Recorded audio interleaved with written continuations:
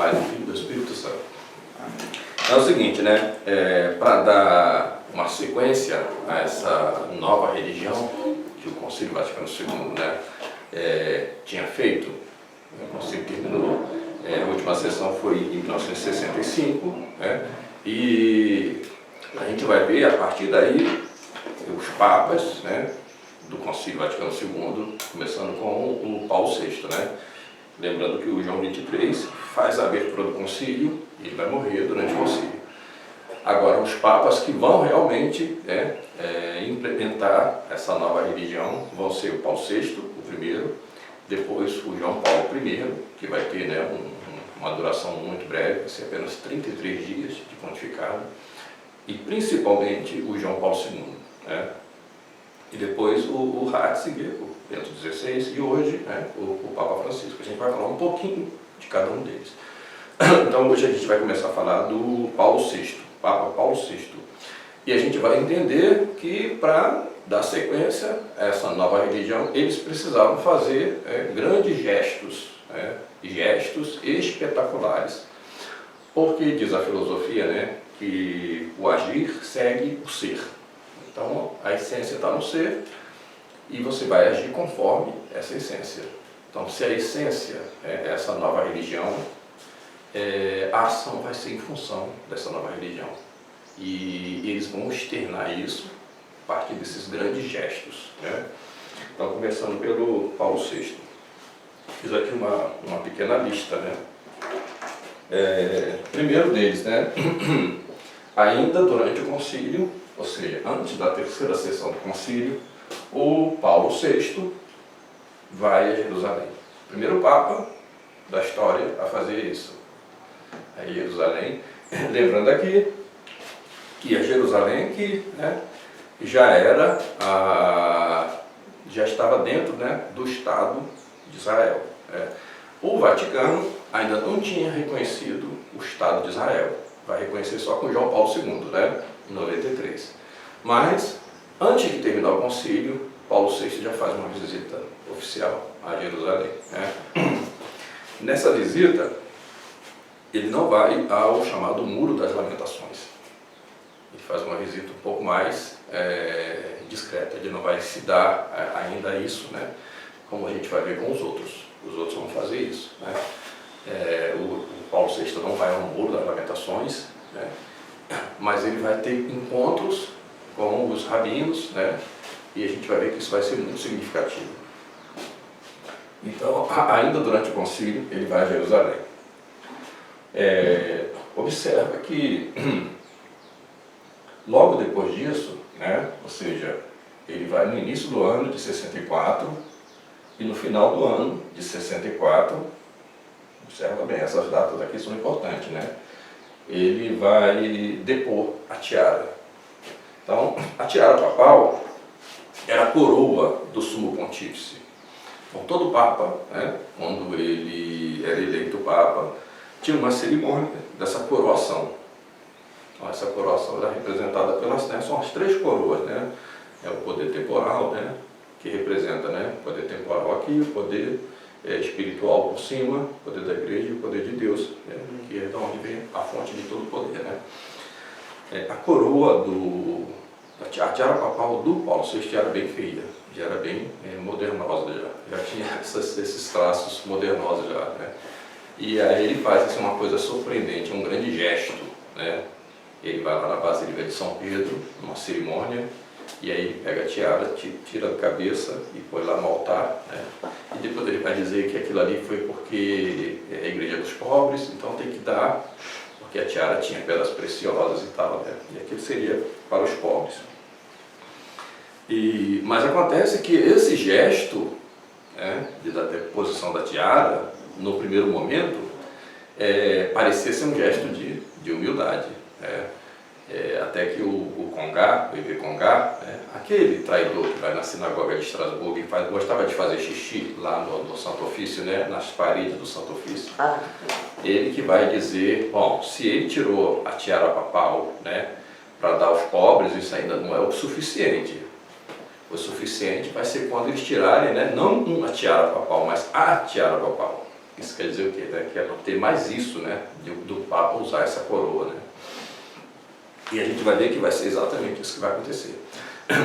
Depois da morte do Paulo VI, né, o sucessor dele, o João Paulo I, ele vai abolir essa cerimônia da coroação, né, do Papa e vai substituir apenas por uma missa. Então, a partir daí, né, a partir de Paulo VI, nenhum Papa mais vai usar essa tiara papal, essa coroa. Né? O que representa isso aí? Né? A gente vai lembrar o seguinte, naquela outra aula que eu falei do Heschel, né? Abraham Joshua Heschel, que foi o cara que articulou isso tudo nos bastidores, né? A gente vai lembrar que ele teve um encontro com Paulo VI por volta ali de setembro, né, de 64, quando era aquela festa dos judeus chamada Yom Kippur. Né?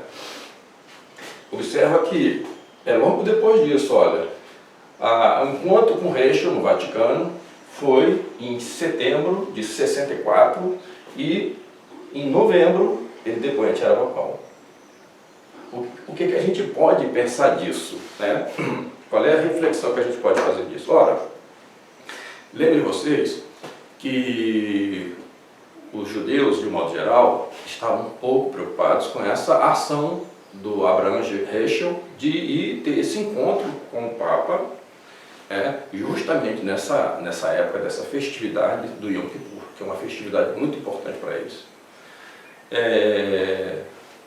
E o resultado desse encontro foi a deposição da tiara papal.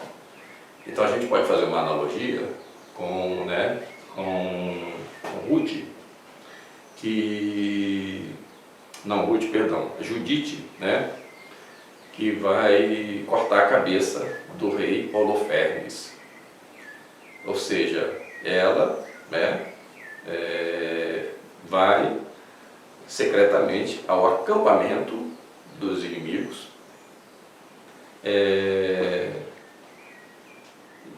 durante a noite, e vai fazer o que lá no acampamento dos inimigos, né? Então ninguém percebe que ela está indo, e ela entra lá na tenda onde o rei está. O rei tinha se embriagado, e ela aproveita então, pega a espada e corta a cabeça dele. E assim ela vence, né, cortando a cabeça do general inimigo. O rei Holofernes, foi derrotado dessa maneira porque estava embriagado. Né? É a mesma coisa Paulo VI. Paulo VI estava embriagado de quê? De pacifismo, estava embriagado de amor, né, pelos inimigos, que nem considerava mais os inimigos como inimigos, e aí a sua cabeça, não a cabeça do Paulo VI, mas a tiara, né, papal foi deposta. Significava que ele renunciava, né, dessa maneira ao poder, poder temporal, poder espiritual que a igreja possuía. Né?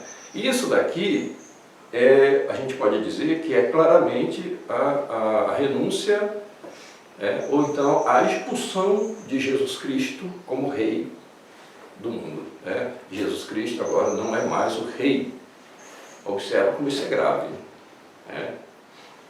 Então, a vitória do inimigo. Né? Assim, o próprio Papa, ele tira o reinado social de nosso Senhor Jesus Cristo, da própria igreja. Porque essa última coroa, são três, né? Essa última, que é o poder que vem de Deus, né, era representada pelo encargo de vigário de Cristo. Então, a partir daqui, né, o Papa não se vê mais como vigário de Cristo. Ele não se vê mais como representante de nosso Senhor Jesus Cristo na Terra. Então, esse gesto aqui diz muita coisa para nós, se a gente consegue entender o contexto em que ele acontece. Né?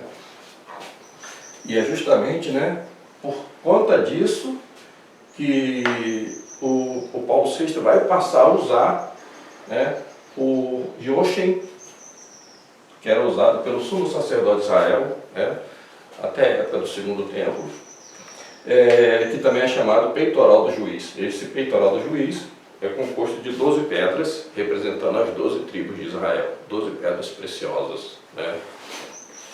que era usado justamente, né, junto com um conjunto, uma vestimenta chamada éfode, e que costumava ser usado pelo sumo pontífice de Israel durante as festividades. A primeira delas, o Yom Kippur, e as outras três, a Páscoa. Quando nosso Senhor Jesus Cristo foi condenado à morte, Caifás usava esse peitoral. Era a Páscoa.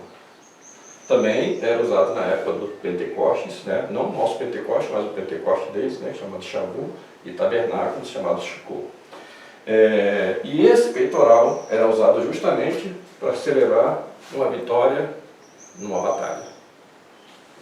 Então Paulo VI passou a usar isso. A vitória de quem? É verdade?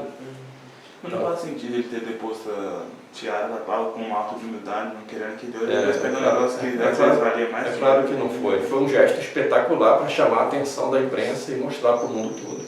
É claro que não foi gesto de humildade. Foi para mostrar, né, que a igreja, a partir dali, essa nova igreja, ela não representava mais o que representava a outra. E é por isso também que ele vai usar esse peitoral. Daí porque muitos analistas e tal vão dizer que aconteceu foi o contrário, né? E, ao invés dos judeus se converterem para o catolicismo, foi o Papa que se converteu para o judaísmo, né? Então, dando sequência aqui, né, aos outros gestos espetaculares que a gente vai ver como essas coisas são todas relacionadas. E vocês vão ver também, né, que o problema do Concílio Vaticano II não é o problema do comunismo, como estão dizendo agora aí, né? A igreja não condenou o comunismo, isso é que é o problema, né? Como dizia o Dr. Plínio Correia de Oliveira, né? O problema do concílio foi que não condenou o comunismo. Nós estamos vendo que o problema é bem outro, e é muito pior, é muito mais sério, né? O problema da igreja é a teologia da libertação, mas não é mesmo. O problema é muito pior do que isso, é muito mais sério e muito mais profundo, né? Então, atribuir todo o problema da crise da igreja ao comunismo ou à teologia da libertação é uma simplificação do problema, ou não querer, né, chegar onde o problema realmente está. Outra coisa que eu esqueci de dizer também, com relação ao Joshua Heschel, né, o Abraham Joshua Heschel, é que o Paulo VI, né, teve esse encontro com ele, só para lembrar que o primeiro livro escrito pelo Abraham Heschel foi um livro sobre Maimônides. Para vocês lembrarem quem foi Maimônides, né? Foi lá um rabino que estava naquele contexto ali da Península Ibérica, né? E foi o Maimônides que pensou, né, e colocou no papel a ideia dessa religião noéista, a religião para os não-judeus, né? E é interessante que Maimônides prevê, né, que todos os não-judeus devem professar essa religião mundial, universal. É daí porque tem a maçonaria foi criada com esse propósito, né? E que estão baseadas em 7 preceitos, são chamadas 7 leis de Noé, e a pena para quem descumprir uma dessas 7 leis é a decapitação, a pena de morte por decapitação. E esse livro do Heschel, né, é um livro sobre Maimônides, né, e nesse livro ele elogia inclusive a Carta do Iêmen, né, que foi também um escrito do Maimônides, né, na qual Maimônides ele reitera que os judeus mataram Jesus Cristo, né, e ele se orgulha disso, coloca isso, né, como se fosse um ato bom. Então, para vocês verem como é que essa ideia de que eles estão falando, né, não pode ser atribuída a culpa aos judeus, né, do deicide e tal. Como é que ele escreve um livro sobre Maimônides elogiando esse rabino que, por sua vez, se gabava dos judeus terem matado nosso Senhor Jesus Cristo e que os judeus não deveriam ter arrependimento disso. Então, o problema é que não se pode considerar Jesus Cristo como Deus. Esse que é o problema do concílio, né? Não se pode considerar que os judeus mataram Jesus Cristo, e se orgulham de ter matado Jesus Cristo, isso eles sabem muito bem. O problema é quando você diz que Jesus Cristo era Deus. Aí eles não aceitam isso. Então, para eles, a gente comete o pecado contra a primeira lei de Moisés e contra a segunda lei de Moisés. A primeira lei, perdão, de Moisés não, de Noé. A primeira lei diz que só existe um Deus. Só que o nosso Deus, ele é um Deus em 3 pessoas. Isso vai implicar no segundo mandamento das leis de Noé, que é proibida a idolatria. Então, se nós atribuímos a divindade a nosso Senhor Jesus Cristo, nós estamos pecando também contra o segundo mandamento da lei de Noé, segundo eles. Por quê? Porque nós estamos atribuindo um caráter divino a Jesus Cristo, que era apenas um homem. Por isso que o Concílio vai bater o tempo todo nessa questão, até chegar no que nós temos hoje. E praticamente a gente vive um arianismo, uma negação da divindade de Cristo muito sutil. Mas na prática é o que acontece. Então,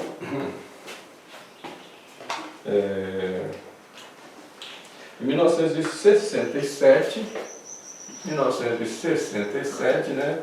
Paulo VI vai a Fátima. Era o 50º de Fátima. Vai a Fátima. Fátima vai se converter no santuário, e de Nossa Senhora. E aqui, nessa viagem a Fátima, vai aparecer a falsa irmã Lúcia. Ela vai aparecer pela primeira vez. Ela não queria ir de maneira nenhuma nessa, que seria uma apresentação pública, seriam milhares e milhares de pessoas ali no santuário de Fátima, e ela tinha medo de ser reconhecida. Então ela não queria ir de jeito nenhum. Mas ela só foi porque o Papa quis que ela fosse. E o Papa vai a Fátima também, para fazer também uma afronta contra o governo do Salazar. Porque há pouco tempo antes, se não me engano, ele tinha feito uma viagem lá para uma antiga colônia portuguesa, sem se dirigir ao presidente Salazar. Quando a gente fala em Portugal nessa época, nós temos que pensar no Império Ultramarino Português, tá certo? Não é só Portugal lá, continental, mas tem todas as possessões. E o Vaticano II, ele vai promovendo, com a liberdade religiosa, vai promovendo a descolonização do Império Português, a favor do Estado laico e tal, e a independência dessas colônias. E por isso que Salazar vai bater de frente com o Concílio também. E aí Paulo VI faz essa primeira afronta ao Salazar. Então o Salazar fala assim, não, aqui em Portugal ele não vai pisar os pés. Aí ele vai assim mesmo, sem falar nada com o Salazar, ele vai para Fátima. E lá em Fátima ele faz um espetáculo, apresenta essa falsa irmã Lúcia. Essa falsa irmã Lúcia, ela pede para falar com ele não quer falar com ela. O encontro dos dois foi uma coisa de 3 minutos. Ela pede a bênção, se ajoelha ali, parece que ela quer falar alguma coisa, ele diz para ela assim, olha, comigo você não fala nada, você fala com o seu bispo, ele vai te orientar. Foi esse o diálogo que teve com ela. E aquelas fotos que a gente vê, da irmã Lúcia com Paulo VI nessa ocasião, a maior parte delas são fotos montadas, são montagens, são fotografias recortadas e coladas. Isso já foi provado no blog lá do Cícero Citrus. Bom, e a irmã Lúcia, a falsa, ela está com receio de ser reconhecida, e a gente pode ver nas fotografias também dessa ocasião, que justamente no momento que ela vai encontrar o presidente Salazar é a hora que ela põe óculos.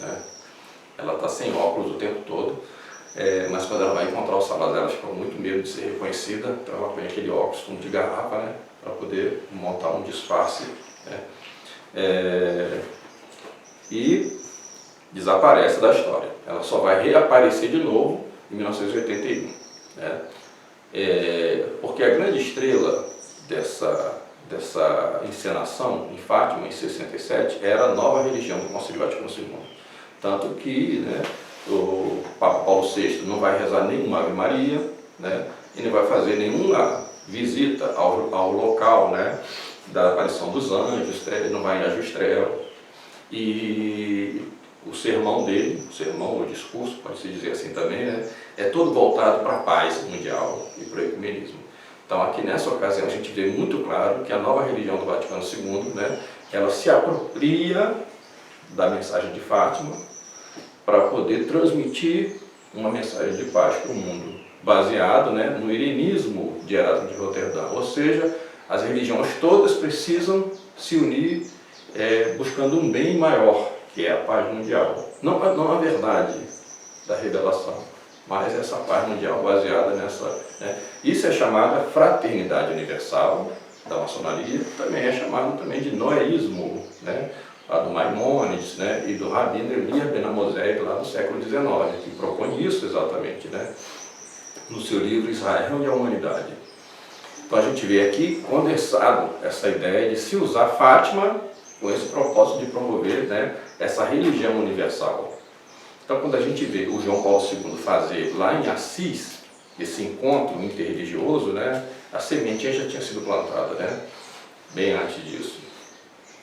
E então fica muito claro que o propósito do Concílio Vaticano II é promover, né, essa unidade das religiões. Muito bem?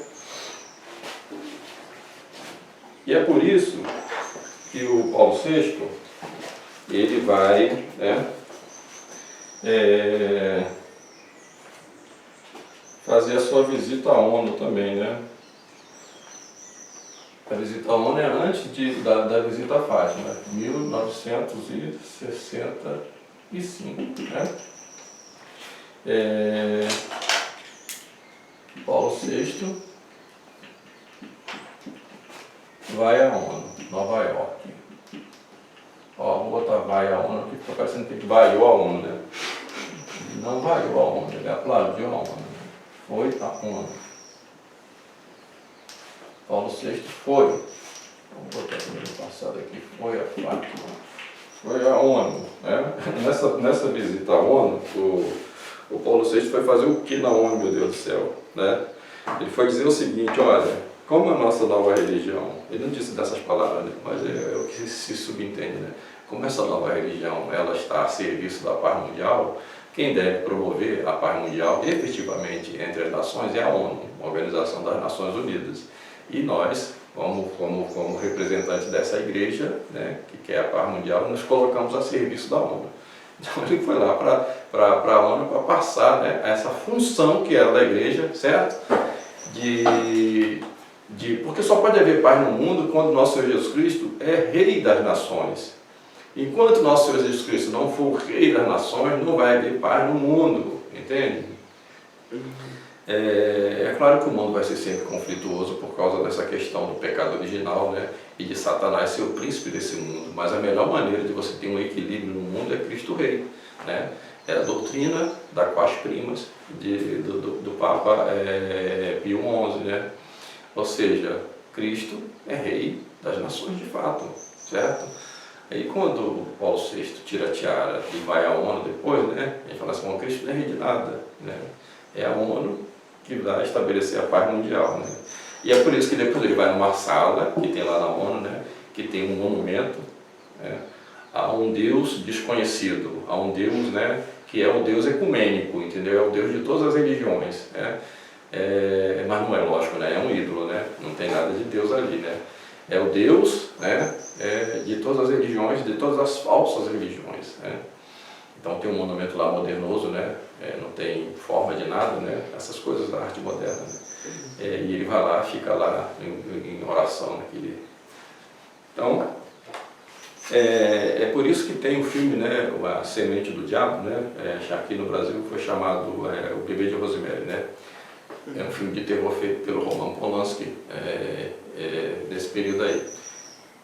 Nesse filme aí do Roman Polanski, né, Bebê de Rosemary, a Rosemary, olha o nome dela, né, Rosemary, né, Maria, né, ela está recém-casada e o marido dela é um ator de cinema que está fracassado, não consegue nenhum papel importante, né, e eles vão morar em Nova York. Então Nova York tem um edifício lá, que é um edifício muito famoso por ser os maiores satanistas, né, famosos e tal, né, que moravam, inclusive John Lennon morreu ali, né, que é o Dakota, né, um prédio antigo, sabe? Uhum. que tem esse aspecto assim meio, sei lá, meio gótico e tal, mas que é famoso por causa dessa coisa aí, dos satanistas que, né, que moram ali.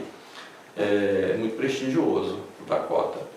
E o filme se passa aí, nesse prédio aí. Então essa moça casada, né, ela vai morar nesse local. E lá tem um senhor e uma senhora, né, que logo se interessam pelo casal, fazem amizade com eles e tal, né. E depois esse senhor diz para o rapaz, fala o seguinte: olha, você está precisando de um bom papel, né? Eu posso conseguir para você esse papel, eu tenho muita influência lá em Hollywood, eu vou conseguir esse papel que você está precisando para você alavancar a sua carreira aí. Mas eu preciso de uma coisa, eu preciso da sua esposa. O que eles querem? Eles querem que a Rosemary seja a mulher que vai dar luz ao filho do diabo, o anticristo. Entende? Então o cara vai ceder a mulher dele para ser noiva de Satanás, para com ela nascer o Satanás, né, ter um filho que vai ser o próprio anticristo, filho do demônio, né? E ele aceita fazer isso para poder ter, né, o papel que ele necessita na carreira dele. E aí durante esse culto demoníaco, né, esse ritual satânico, aparece o Papa está lá no filme, né? Aparece o Papa, e ele está usando uma pastinha vermelha, uma malhetinha, entendeu? Significa que, e ele está com pressa, significa que ele tem que viajar. Ele foi para Nova York e ele tem que viajar. Ele foi para Nova York fazer uma visita, resolver alguma coisa, mas é uma visita rápida.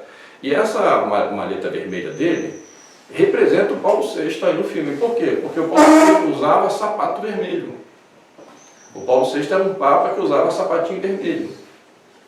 Então, quando aparece um papa participando de um ritual satânico, com uma maletinha, né, a gente associa o Paulo VI, né, não só pela maleta vermelha, mas pela data também. Por quê? Porque o bebê de Rosemary, ele vai nascer no mês de junho, mês 6, do ano de 66. O Paulo VI teve na ONU, em 65, por volta mais ou menos do mês de setembro, outubro. Então você faz as contas 9 meses depois, né? Então aquele ritual satânico lá do filme Bebê de Rosemary se passa mais ou menos nesse mês de outubro, setembro, outubro de 65. E o anticristo vai nascer no ano seguinte, em junho de 66. Então é claro que o Roman Polanski está fazendo uma alusão a essa visita de Paulo VI à ONU, né? Mas isso aqui, né, é ficção, né? É uma obra de ficção, né? Mas eu estou citando isso aqui para vocês verem que o Roman Polanski, né, o diretor do filme, né, ele vai fazer uma alusão de propósito à visita de Paulo VI a Nova York, quando Paulo VI vai a Roma, né? Bom, agora, depois disso, né, o que vai acontecendo?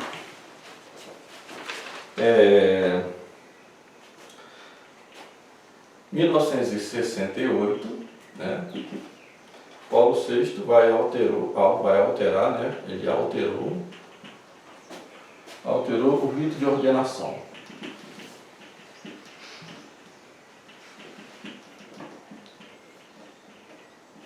Então, a partir de 68, aquele rito da ordenação dos padres, né, vai sofrer alguma alteração. Alguns padres, né, vão dizer que invalidou o rito. Permanece uma dúvida nisso, né? Permanece uma dúvida. A gente não sabe se invalidou ou não. Alguns dizem que sim, né? O fato é que esse atual Papa, o Papa Francisco Bergoglio, já foi ordenado padre sob esse novo rito, né? Em 1969, o que o Paulo VI faz? Ele vai promulgar a nova missa, né? A missa de Paulo VI também chamada Missa Nova, né? Nós já fizemos um estudo sobre isso lá naquele meu vídeo sobre o Mistério Pascal, né? Falando sobre essa nova missa, né? Que é uma missa judaizante, né? Baseada naquela ceia pascal que era feita na sinagoga no tempo do exílio da Babilônia, né? E é dali, então, que eles vão pegar essa ideia para dar ênfase da missa, não no sacrifício da sexta-feira, que Nosso Senhor morre na Sexta-feira Santa, mas na ceia, né, que Nosso Senhor faz, né, na Quinta-feira Santa. Na Quinta-feira Santa, Nosso Senhor tem a Santa Ceia, né? Essa Santa Ceia era uma lembrança dessa ceia pascal que os judeus faziam, né? Só que isso não é missa católica. Missa é o sacrifício. Missa é o sacrifício. Depois, quando termina essa ceia, é que Nosso Senhor vai instituir propriamente, né, a missa como sacramento e tal e tudo mais, né? Eucaristia e tudo. Mas a consumação disso, né, vai se dar de fato na sexta-feira, no sacrifício da cruz. Mas a missa, tendo traços de judaísmo, não ia ser o sacrifício da cruz, porque para eles não foi um sacrifício. Exatamente. Jesus foi apenas um crente. Na realidade, a intenção da missa de Paulo VI é abolir essa ideia de sacrifício, de missa sacrificial. Tanto que a missa de Paulo VI, ela não é um ato sacrificial, ela não é um ato, ela é uma narrativa. Então, o que o padre faz é uma narrativa, ele está contando uma história, né? Então, ele está contando a história daquilo que se passa na Quinta-feira Santa, que é justamente, né, o Mistério Pascal. No Mistério Pascal, por isso que também tem, né, esse outro mistério no terço, né, que eles incluíram, chamado Mistério Luminoso, né, a ênfase é na ressurreição, não é no sacrifício da cruz. A ênfase é na ressurreição, mas uma ressurreição para a humanidade, né? Não é uma ressurreição física. Nosso Senhor ressuscitou fisicamente, sua alma se uniu ao seu corpo novamente, né? Só que uma ressurreição gloriosa. Para eles não, para eles essa ressurreição não foi assim. A ressurreição é só uma ideia espiritual, né? Então Paulo VI destrói a missa católica, né, promulgando essa missa nova ali. E aí nós vamos ter, né, os símbolos, certo? Paulo VI vai introduzir na igreja esses símbolos satânicos, né, que a arte moderna fez as pessoas se acostumarem. Então a arte moderna, ela é uma coisa satânica, certo? Mas que as pessoas não consideram como satânica, consideram como uma manifestação, né, artística, livre, mas no fundo ela tem que de satanismo, sim. Só que as pessoas foram acostumadas a isso, né, pela arte moderna desde o início do século XX e tal. E quando isso entrou no Vaticano como elemento satânico de fato, as pessoas já não percebem mais, né? Então você pega, por exemplo, né, o crucifixo da Férola, né, do Paulo VI, que depois vai ser muito usado pelo João Paulo II, que mostra, né, se você pegar o crucifixo, você vai ver Nosso Senhor, né, pregado na cruz, mas numa posição que não representa uma humilhação, mas numa posição que representa uma dignidade, um homem crucificado, mas que mantém a sua dignidade de Deus, né? Então, o crucifixo, apesar, né, do drama que contém ele possui uma beleza. A gente vê aquele homem ali com aquela dignidade, né, pregado naquela cruz ali. Mas esse crucifixo da Férola Papal, do Paulo VI, é um crucifixo que ele é torto, né? Mostra como se Nosso Senhor tivesse sido derrotado. Isso, mostra o Nosso Senhor numa posição, né? Assim, né? Completamente vencido. E a representação, né, da imagem mostrando, né, a força da gravidade que puxa o corpo, né? E é o corpo que está completamente morto, né? Uma representação de um cadáver, isso daqui, né? Representa uma crucificação humilhante. E eles vão usar isso aqui, né? Outra, vocês podem ver muito claramente, né? A sala Nerve, ou seja, o Nerve é o nome do arquiteto que projetou ela, né? A sala Paulo VI, também a gente pode chamar a sala Paulo VI, né? Que é a sala de conferência do Vaticano, porque é uma serpente aquilo ali, Não precisa ser nenhum gênio, basta olhar para ver que a arquitetura toda da coisa foi pensada para ser uma serpente. Então tem os olhos da serpente, tem as escamas da serpente, tem as presas da serpente e a língua da serpente. E o Papa se pronuncia a partir dali, daquela boca da serpente. Depois eu coloco as fotos aí na edição da... Então é obviamente satânico. Obviamente que é satânico aquilo. A representação e atrás tem uma escultura que representa a ressurreição de Cristo, mas é um Cristo, né, monstruoso. Parece mais uma cena dessas representações do inferno que a gente vê, né, nas pinturas clássicas. Essa é a sala Paulo VI. Então é com Paulo VI que esses elementos, né, da arte moderna começam a penetrar na liturgia, na arquitetura. Então quando a gente vê, por exemplo, né, uma capela hoje, né, uma igreja hoje, a gente fica assombrado de ver, porque parece tudo menos uma igreja. Se você pegar, por exemplo, né, a igreja que fizeram em São Giovanni Rotondo, em homenagem ao Padre Pio, homenagem, né, entre aspas, né, obviamente que aquilo ali é satânico, obviamente, né? A gente vê toda a estrutura da coisa, né? Por cima, a imagem por cima você vê, né, aquelas espirais formando 666, né? É o número da besta. Você vê por dentro, né, a mesa da missa nova, né? Ela tem uma pirâmide enfiada de cabeça para baixo assim, quer dizer, tem uma parte oculta, entendeu? Tem uma parte que aparece. A mesa é isso, a parte, né, da base da pirâmide. É uma pirâmide de cabeça para baixo. A ponta da pirâmide está enfiada, você não vê ela, está escondida. E a parte de cima você vê, que significa o esoterismo, né? Esotérico com X, esotérico com S embaixo. O esotérico com S é aquilo que é oculto. E o com X é aquilo que, né, se vê, entendeu? Então, tem uma doutrina oculta ali, né? Depois vejam lá, São Giovanni Rotondo, né? E onde está o corpo do Padre Pio, né? Então, assim, e a partir daí você vai ver isso constante, né? Nas roupas, né? nas vestimentas, né? Dos padres, basta você ver hoje, né? Qualquer padre desse você vê numa missa nova, você logo vê que aquilo não tem nada a ver com a religião católica, é uma coisa bem, né, de arte moderna mesmo, né? Toda a concepção, os livros litúrgicos e tal, né? Todo cheio desses, quando tem, por exemplo, vê aí o sínodo da família, o sínodo da sinodalidade, vê as logomarcas disso, né? Jornada da Juventude, Jornada Mundial da Juventude, a campanha da fraternidade, veja, né, os símbolos que se usam nisso daí, né?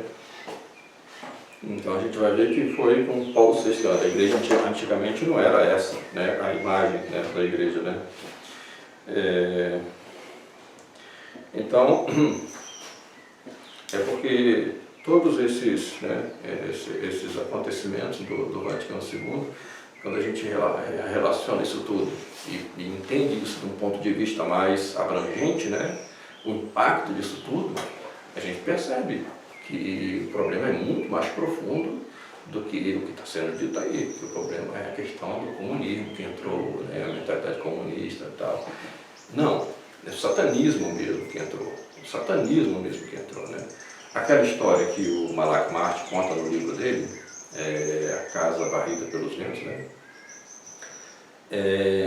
De que houve, né, nesse período aí, após o Concílio Vaticano II, um rito satânico na Capela Paulina, em Roma, e na Carolina do Sul, nos Estados Unidos, né, simultaneamente, para fazer a entronização de Satanás na igreja, né. Isso que ele conta nesse livro de forma fictícia, com personagens, né, e tal, na realidade aconteceu de fato, né? Já se sabe disso, por quando teve essa investigação do caso McCarrick, né, essa denúncia que foi feita por Dom Viganò contra esse cardeal McCarrick, predador homossexual e tudo mais, né, teve um processo de investigação, agora foi absolvido, né? Foi absolvido porque falaram que ele já não tem mais idade para responder por essas coisas. Que coisa. O cara passou a vida dele todo dia cometendo crime e sendo promovido dentro do Vaticano, sendo promovido. E aí quando foram fazer essas investigações, chegaram no cara que fez esse ritual satânico, né, para a entronização de Satanás. Esse ritual satânico tinha que ter um sacrifício humano, só que esse sacrifício humano não podia ser feito lá em Roma. Então eles fizeram, né, na Carolina do Sul, mas simultaneamente uma cerimônia, né, por telefone e tal, com Roma lá, porque na realidade tinha que entronizar o demônio lá, né, em Roma, no Vaticano. E na realidade não teve um sacrifício humano, teve um abuso, né, sexual com uma moça, e quem fez isso aí foi um padre chamado Joseph Bernardini. Então a coisa realmente aconteceu, entendeu? E depois o Bento XVI, quando vai se tornar Papa, né, ele vai fazer uma cerimônia nessa Capela Paulina, né, para poder, como se diz assim, reconsagrar. Para que ele faz isso, né? Porque essa capela tinha sido consagrada ao demônio. Então o Paulo VI vai tentar, o Bento XVI vai tentar desfazer, né, essa coisa, né? Bom, então a gente vê assim, né, que realmente, né, a partir do Concílio Vaticano II, a presença do demônio ficou muito forte, né, dentro das estruturas da Igreja, por essa nova doutrina, a religião do homem, né, que ela realmente é satânica. E a gente entende que a coisa é muito mais grave do que atribuir isso tudo a uma questão, né, política, uma questão econômica. Não, o problema é o comunismo, Não, o problema não é o comunismo, meus amigos. O problema é muito pior do que o comunismo. Se fosse o comunismo, estava mais fácil de resolver, né? Em nome do Pai, do Filho e do Espírito Santo.